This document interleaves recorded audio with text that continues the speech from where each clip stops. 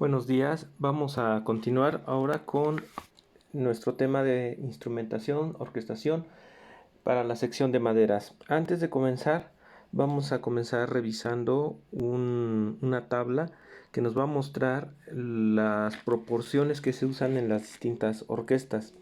En esta tabla, que es la 1.1 que están observando ahorita en la pantalla, tienen ahí especificada la composición de la orquesta clásica tardía, de la pequeña orquesta de cámara y de la gran orquesta. Entonces, la sección que ya hemos estudiado y más bien vimos transcripciones de corales a sección de cuerdas, la primera sección es la que está hasta abajo, que son las de las cuerdas y que ya habíamos estudiado.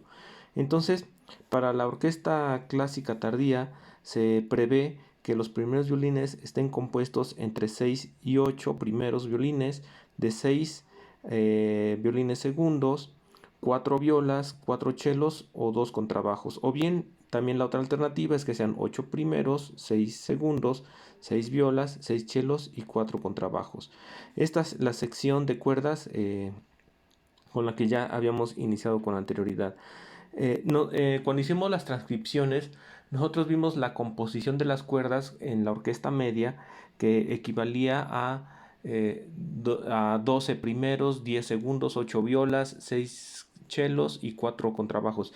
Esas proporciones que vimos cuando estudiamos las cuerdas es una que da Korsakov, pero recuerden que los números son más bien teóricos y son solo guías de cómo se compondría una orquesta. Estamos hablando de que en este caso, en la tabla 1.1, la composición de la orquesta de cuerdas es una composición, digamos, esperada, pero no es que sea siempre de esta forma.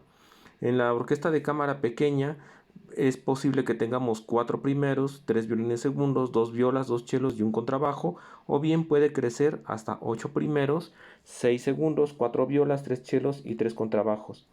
La gran orquesta ya iría a 16 primeros, 14 segundos, 12 violas, 12 chelos y 10 contrabajos.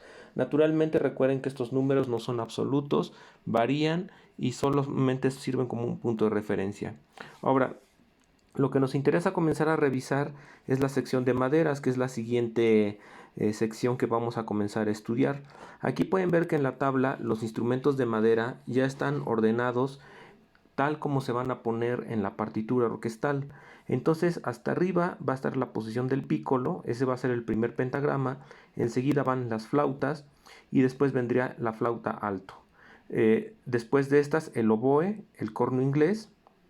Después vendría la sección de los clarinetes, comenzando por clarinete en mi bemol, que es clarinete pícolo, el clarinete en si bemol, el clarinete bajo. Y por último tendríamos al fagot y al contrafagot. Nuevamente, la composición que nos está dando la tabla comienza con la composición de la orquesta clásica tardía. Entonces nos está diciendo que en la orquesta clásica tardía la composición de las maderas usualmente se va a observar a dos, y eso le vamos a llamar maderas a dos. Entonces, dos flautas, dos oboes, dos clarinetes y dos fagots. Normalmente la orquesta clásica y la composición de maderas a dos no incluye pícolo, flauta alto, corno inglés, clarinete bajo, contrafagot, clarinete pícolo. Estos no son incluidos. Esos instrumentos pertenecen a los que vamos a llamar instrumentinos, es decir, son instrumentos que apoyan o son auxiliares del instrumento. Entonces, ¿cuáles son los instrumentos en la sección de maderas? Los instrumentos son la flauta, el oboe, el clarinete y el fagot. El instrumentino es el pícolo y la flauta alto para las flautas. El corno inglés es el instrumentino para el oboe. El clarinete en mi bemol, el clarinete bajo son los instrumentinos para el clarinete, y el contrafagot es el instrumentino para el fagot. El contrafagot para el fagot. En la orquesta clásica no se espera que haya instrumentinos. De hecho, los instrumentinos son bastante poco usuales en la orquesta del clasicismo, y los clarinetes en realidad no se agregan ya hasta finales de la época clásica. Por ejemplo, la Sinfonía 40 de Mozart, en la revisión que hizo de esta sinfonía, en la revisión Mozart agregó la parte de los clarinetes. Originalmente la Sinfonía 40 no llevaba las partes de los clarinetes. Es un instrumento son instrumentos, los clarinetes, que entraron a la orquesta clásica, pero ya posteriormente Beethoven ya agrega los clarinetes como una parte regular de la composición orquestal. Pero los instrumentinos no son todavía comunes dentro de la orquesta clásica. Encontramos, por ejemplo, el piccolo, pero ya en las sinfonías de Beethoven. Por ejemplo, en la novena sinfonía, pero no es común. Por ejemplo, el corno inglés es un instrumento que está asociado más con la orquesta romántica. La flauta contralto definitivamente es más un instrumento que vamos a ver en la orquesta ya más del romanticismo tardío y la orquesta del siglo XX. El contrafagot no es tampoco un instrumento que regularmente se va a encontrar durante el siglo XIX y que antes era reemplazado por otro instrumento antes del contrafagot, que era el ophicleide. Entonces el contrafagot también es un instrumento que va entrando ya en la plantilla orquestal, pero más hacia el siglo XX. Entonces cuando digamos maderas a dos, nos estamos refiriendo que tendremos en la plantilla orquestal dos flautas, dos oboes, dos clarinetes y dos fagots. Cuando hablamos de una orquesta de cámara, es posible tener solo una madera de cada una flauta, un oboe, un clarinete o un fagot. Cuando hablamos de la gran orquesta, aquí empezamos a ver ya el agregado de los instrumentinos y ahí podrán ver en los números que se especifica de 2 a 4 flautas, un pícolo, una flauta contralto, puede haber de 2 a 4 oboes, que ya sería una gran orquesta, 4 oboes, y tendríamos un corno inglés, y de esta manera la composición de maderas a dos se ve considerablemente ampliada. Entonces, esta tabla nos está mostrando una lista de los instrumentos y nos muestra cuántos de ellos, por lo normal, están disponibles en las orquestas de diversos tamaños. Claro que el hecho de que un instrumento esté disponible no significa que este instrumento será utilizado en una partitura. Por ejemplo, muchas partituras no requieren un corno inglés, un clarinete bajo o un contrafagot. Y el clarinete en mi bemol y la flauta contralto se emplean incluso más raramente. En algunos casos es posible que un ejecutante toque dos instrumentos distintos de la misma familia alternadamente. Por ejemplo, que el segundo flautista requiera tocar también o duplicar el pícolo, que el segundo clarinetista duplique con el clarinete bajo y así. Esto quiere decir que no necesariamente los instrumentinos van a requerir a un músico adicional. A veces, cuando así están organizadas las orquestas, a veces un mismo flautista puede estar alternando con pícolo y flauta. Normalmente quienes hacen estas alternaciones son los instrumentos segundos o terceros. El primero, que sería como el principal de la sección, normalmente no hace estos intercambios. Por ejemplo, si hubiera tres oboístas, uno podría tocar el corno inglés en ciertos momentos o durante toda la obra. Ahora, cada familia de las maderas normalmente tiene al menos un ejecutante que es eficiente para hacer las duplicaciones de los instrumentos auxiliares. O sea que si tenemos un flautista, por decirlo así, un segundo flautista, se espera que también este flautista sea eficiente al tratar o al pasar al pícolo, por ejemplo. Ahora, vamos a ver en la segunda imagen que vamos a pasar ahora. Aquí pueden observar que tenemos ahora una gráfica donde se nos está mostrando el orden habitual de una orquesta sinfónica. Obviamente no es la única manera de ordenar a la orquesta, hay distintos órdenes. Había otro orden que se usaba, por ejemplo, en las orquestas en los años 20, en los años 30, donde pueden ver que los violines segundos no están a la izquierda, sino a la derecha, pero bueno, son otras formas de ordenar. Esta es una, digamos, como típica y que vemos con frecuencia. Los violines primeros van a estar a la izquierda del director, mientras que los chelos van a estar a la derecha. Los violines segundos van a estar, digamos, como agrupados con los primeros y las violas van a estar agrupadas, por decirlo así, con los violonchelos y atrás de ellos los contrabajos. Al frente del director es donde vamos a tener a la sección de maderas, comenzando primero por las flautas, a los oboes y ahí también podemos tener a los instrumentinos. Atrás de las flautas normalmente van a ir los clarinetes y a la derecha de los clarinetes los fagots. Atrás de ellos vendrían los cornos franceses, que es la sección de metales que no hemos visto todavía, y a la derecha irían ubicadas normalmente los metales, trompetas, trombones y la tuba. Naturalmente vamos a observar variantes en estos órdenes. Por ejemplo, tenemos hasta el fondo a la percusión, a los timbales a la derecha, al arpa a la izquierda y la celesta y el piano más hacia la izquierda. Pero es posible que la percusión se oriente toda hacia la izquierda y que en el fondo se ponga a las trompetas, trombones y tuba. Esto nada más es una gráfica que nos ayuda a tener una idea de cuál es el orden. Ahora, esta gráfica tiene una lógica y una lógica también basada en, digamos, la respuesta o la acústica de los instrumentos. Al frente está lo que está dando estructura a toda la orquesta sinfónica en Occidente. Es decir, al frente tenemos a las cuerdas. Y si observan, en esta composición que están viendo, en este orden que están observando, aquí lo que podemos ver es que la parte más importante, que es la parte melódica, está a la izquierda del director. Esto quiere decir que la cuerda aguda está a la izquierda, violines primeros y segundos, mientras que las cuerdas graves, las voces medias y graves, están organizadas hacia la derecha. Al centro tenemos a las maderas. No sería lógico tener a las maderas en primer plano y a la cuerda atrás de la madera, porque tendríamos entonces un desequilibrio en la estructura. Normalmente la madera no toma los papeles principales, es decir, la madera en este sentido no podría ir al frente.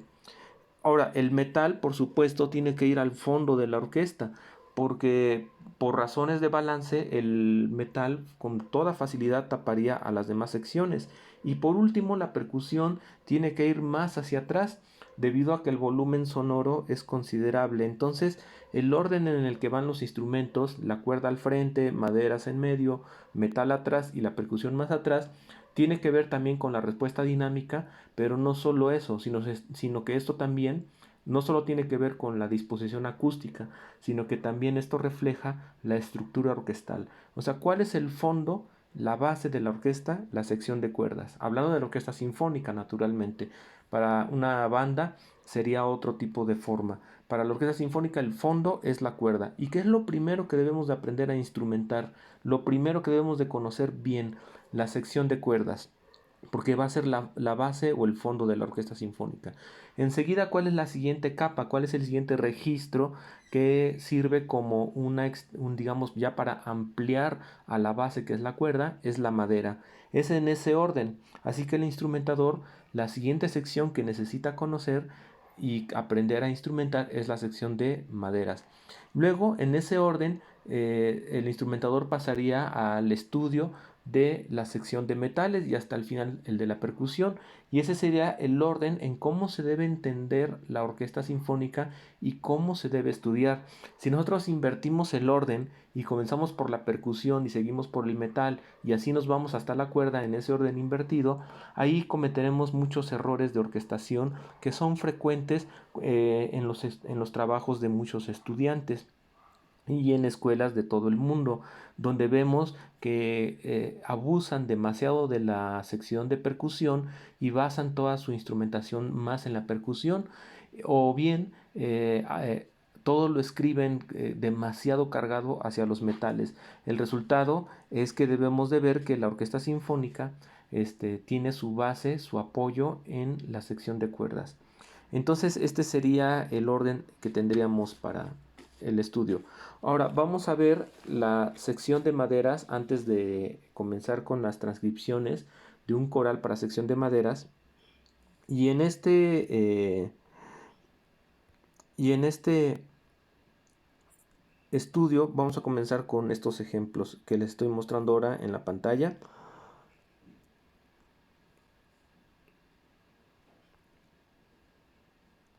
Y vamos a continuar. Permítanme un momentito.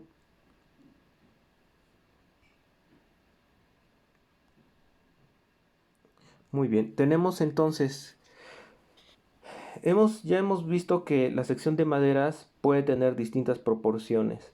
Lo vimos en las tablas al principio de este video.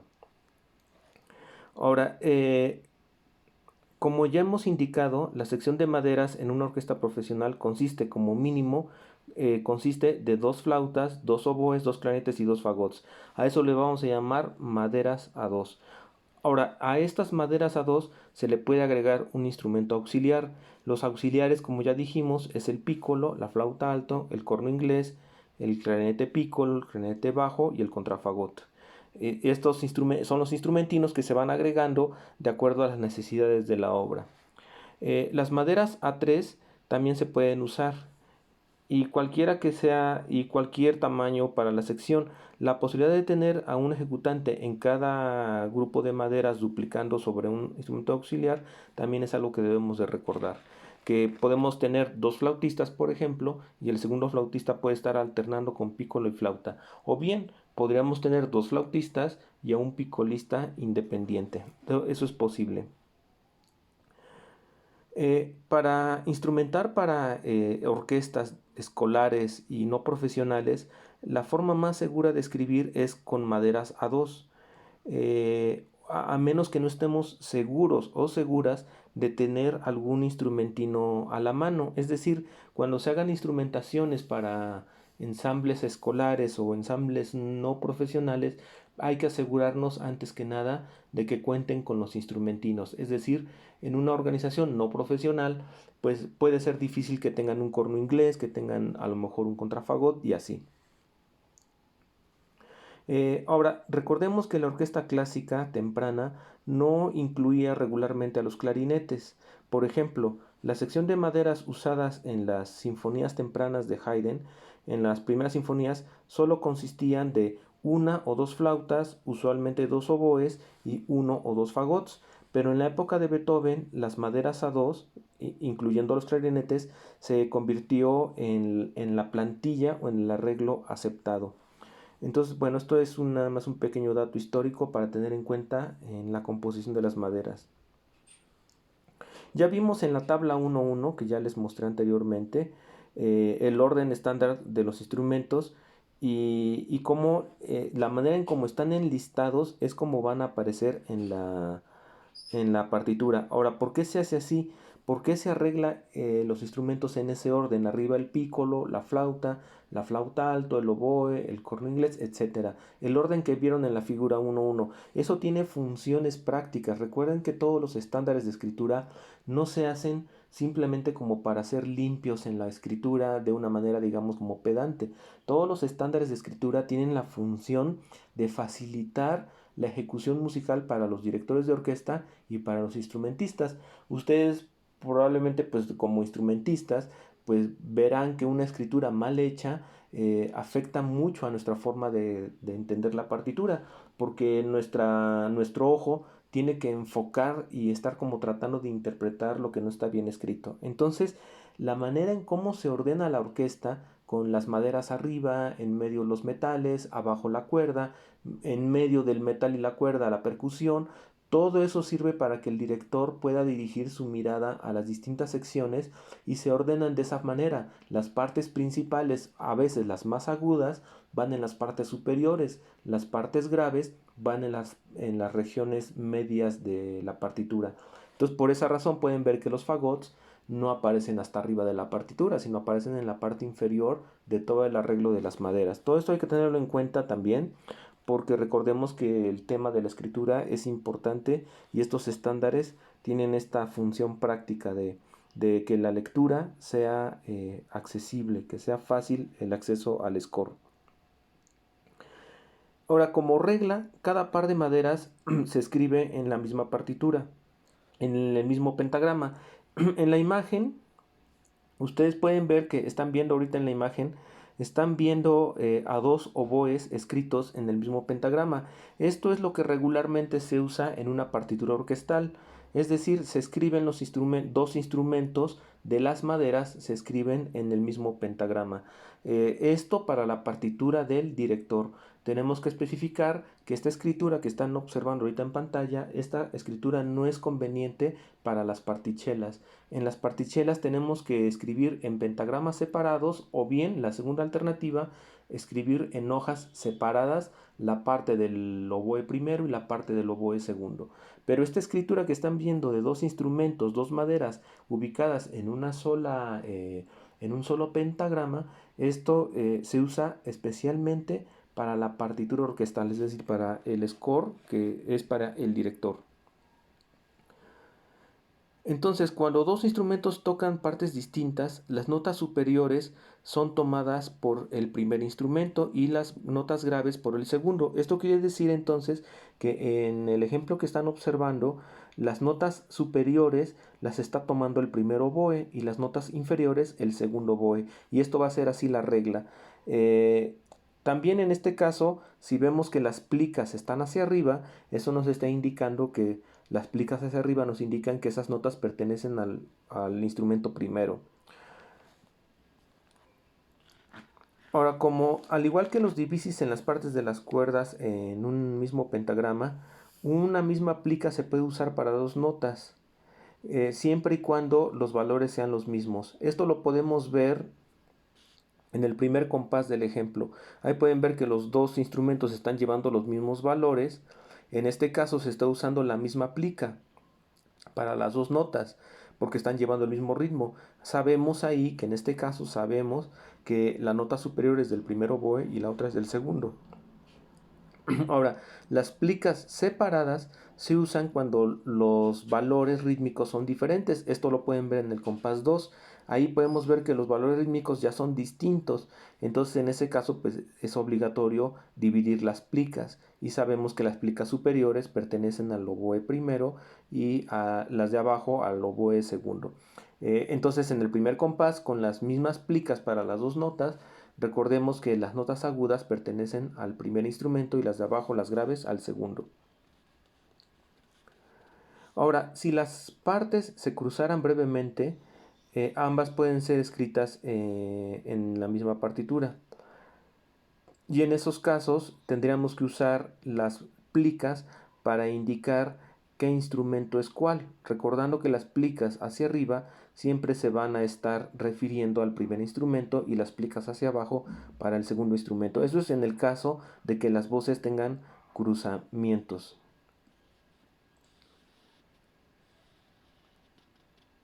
Ahora pasaremos a la siguiente imagen. Les pido un momentito, que tenemos que cargar las imágenes.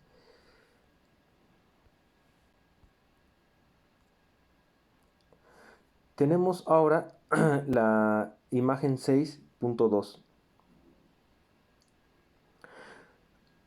Tenemos otra forma de indicar o describir nuestra sección de maderas.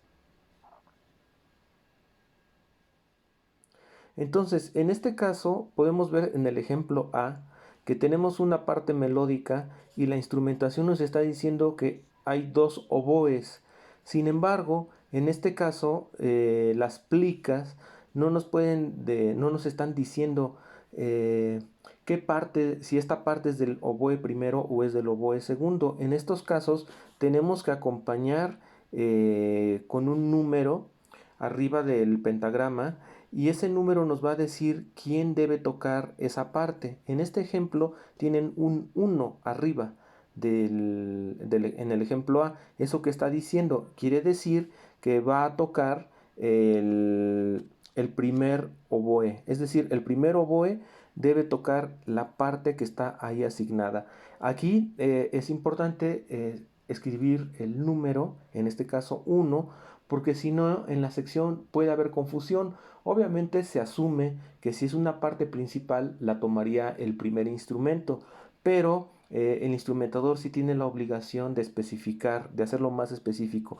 Estamos viendo este ejemplo porque no hay más, es solamente una línea con una plica. Entonces ahí tenemos que indicar que el primer instrumento es el que va a tomar la línea. Ahora en el ejemplo B es otra alternativa. En ese caso pueden ver que arriba de la melodía hay silencios de compás completo escritos en la parte inferior. y en este caso la melodía queda siempre con las plicas hacia arriba. Esa sería la segunda alternativa.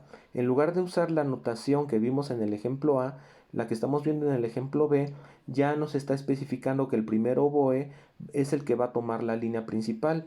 Esto debido a que ya tenemos los silencios escritos abajo que son para el segundo oboe.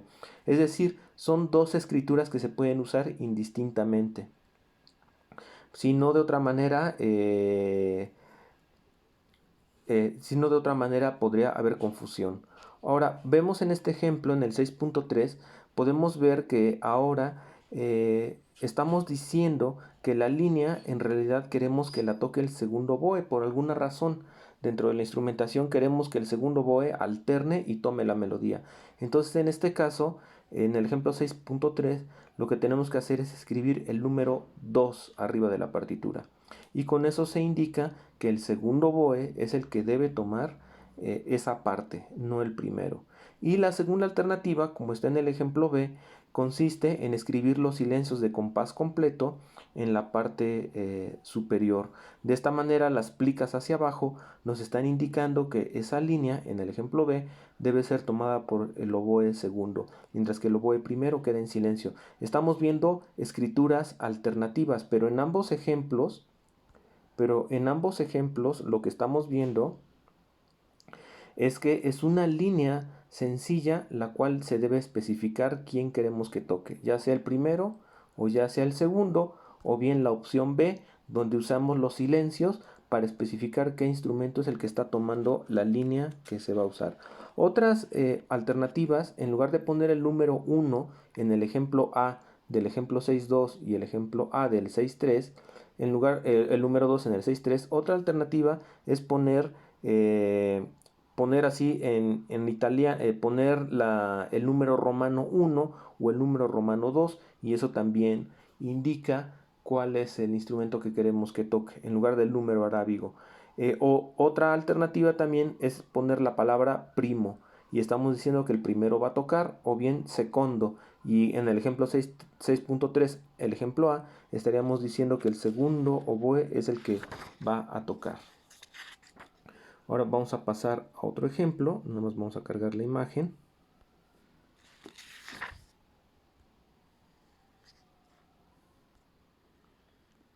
Aquí la tenemos.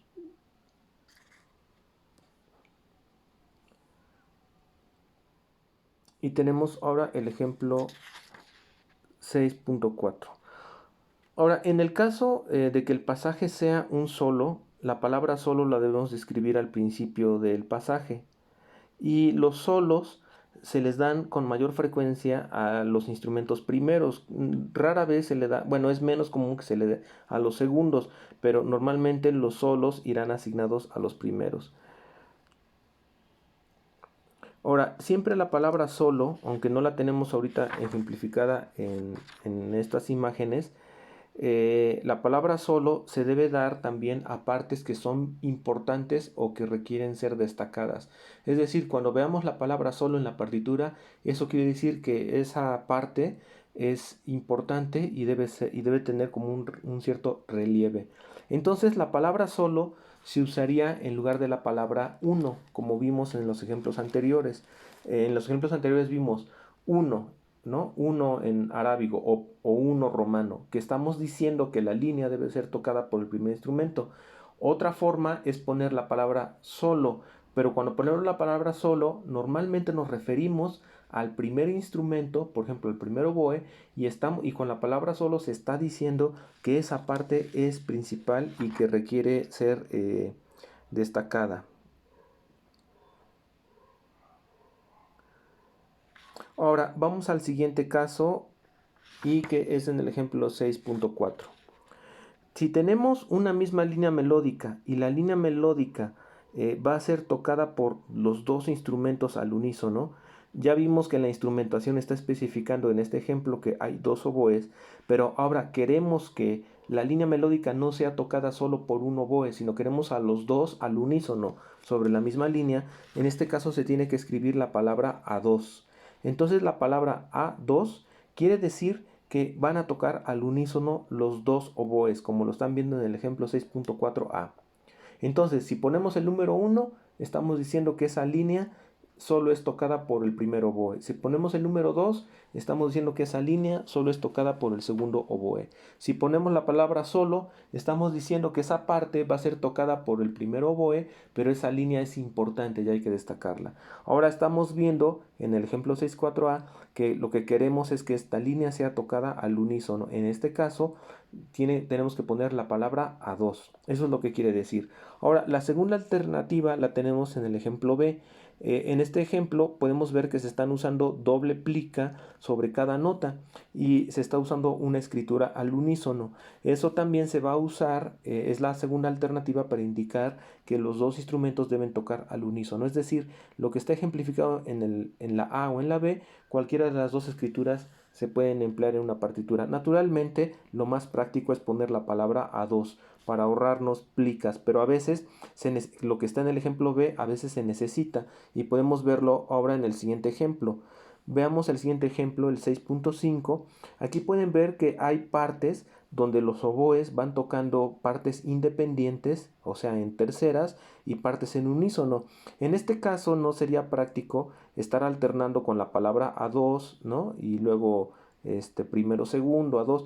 En este caso simplemente se usa el sistema de plicas. Pueden ver que las notas que convergen en la misma plica, pues automáticamente nos están indicando que tocan al unísono. Y luego, como vuelve el pasaje en terceras, los instrumentos se separan, pero al final se vuelven a converger en los unísonos donde las plicas están arriba y abajo. En este caso es una escritura necesaria, pues para no estar escribiendo la palabra a 2 en los unísonos, sino se usa de esta manera y para que los instrumentistas vean con claridad o tengan con claridad el seguimiento que deben llevar en la línea que se les está pidiendo. Entonces, todo esto es en cuanto a las indicaciones para la escritura, la organización de las maderas. En la siguiente clase vamos a comenzar a revisar las tesituras de la madera y vamos a observar, empezar a ver con las tesituras algunos problemas ya de transcripción de corales para la sección de maderas.